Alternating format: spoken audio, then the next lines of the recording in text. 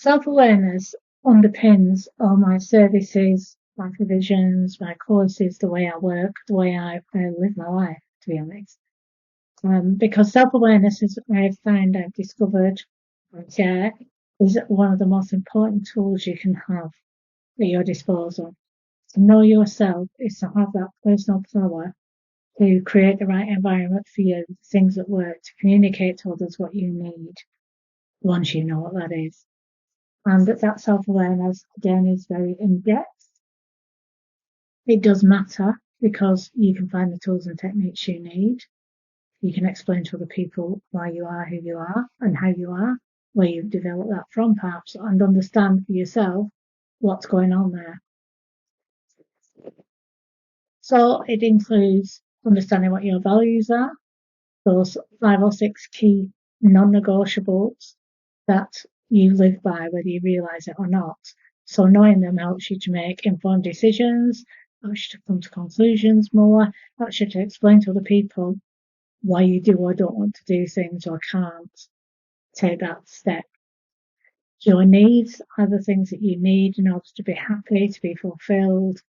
That could be touch, that could be communication and understanding, that could be trust. It could be lots of different things. And those needs, once one is met, will develop into other needs. And we all need the basics of life, Maslow's hierarchy of needs. There's a triangle, which is why I'm doing this. So the first one is food and water, sustenance, a safe place to be, security, a home, a base. Your next one up is your belonging to a family, a team, a person in a relationship, a community, a nationality, all those sort of things. And then it's your status and your purpose. Your status is where you stand in the community, the authority, the power perhaps you have, the engagement you have with that, also the influence you might have. And your purpose is effectively your life purpose, but doesn't have to be enormous, doesn't have to be big. It has to be right for you, what you can offer, your natural tendencies and talents, and how that works best for you, and bring that into play. And at the very top, we are working throughout our life for the self-actualization tendency to strive to be better than we were tomorrow, to do more, to explore more, to find our potential, and as much as possible work to it and feel fulfilled, contented, satisfied with what goes on there. So that's why it's important. And the beliefs you've got often inherited from parents. Initially, we learn between 0 and 5 from those around us, especially carers, siblings, tutors, teachers, the community, the neighbours, what's expected of us so that we can fit in, so we can do the right thing, we behave in the right way. But when you move to a different environment, that might change, or a different age, a different life stage. So we have to, again, keep an eye on that. Your needs, values, beliefs all together develop and create your expectations of life.